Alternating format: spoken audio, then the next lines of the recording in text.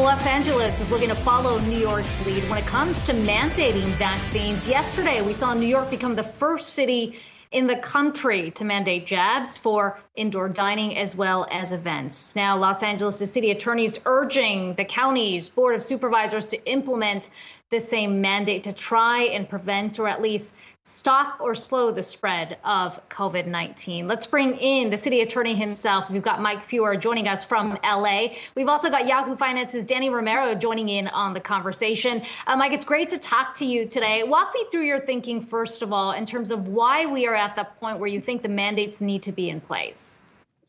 Well, you know, the CDC has called this a pandemic of the unvaccinated. For a long time now, many people have followed public health advice and gotten vaccinated, but others haven't.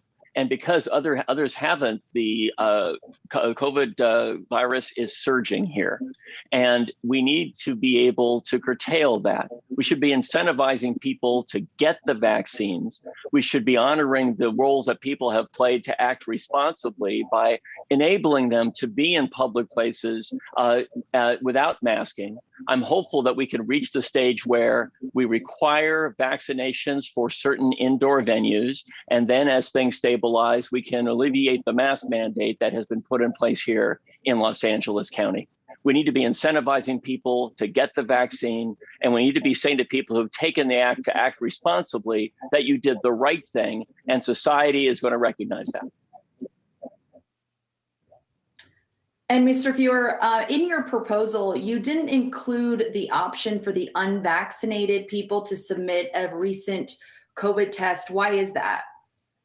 Because simply submitting a test isn't good enough if we're going to be trying to incentivize people to participate in society by getting fully vaccinated, acting responsibly, not only taking into account your own health condition, but also the health of other people around you. Simply having a momentary COVID test isn't the same thing as getting a vaccine that's going to help slow the surge that we were experiencing here in California and throughout the United States.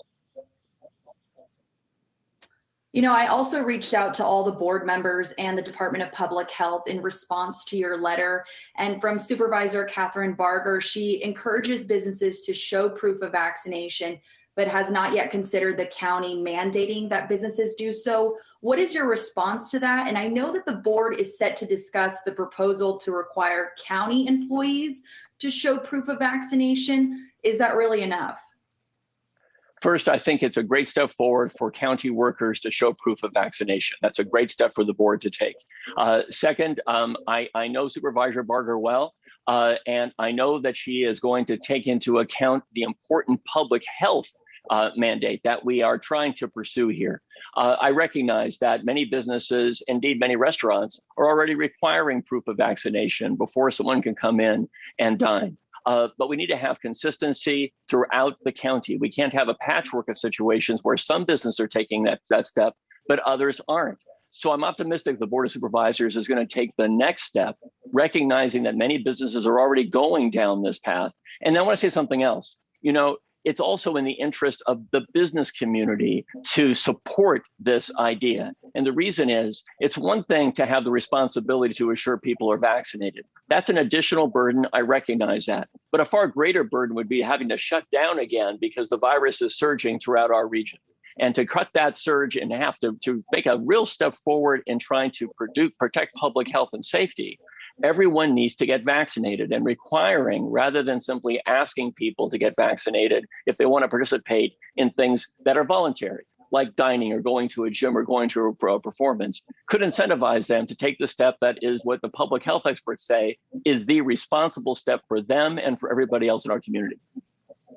Yeah, Mr. Feuer, Zach here. I mean, you were talking about kind of the added, I guess, effort that it might take some of these businesses to implement if they're going to be checking for vaccine status. We were talking with one of the industry groups that represents America's nightclubs yesterday on the show, and how much that might be, added on the plate of workers there. I mean, when it comes to the businesses, you might have heard voicing some concerns here and requesting maybe additional support for something like this. How much more can be lent, and what kind of additional resources might be put into something like that, and falls on the government side to make sure that it can be handled well, when you talk about people maybe presenting fake vaccine passports in line to get into some of these businesses?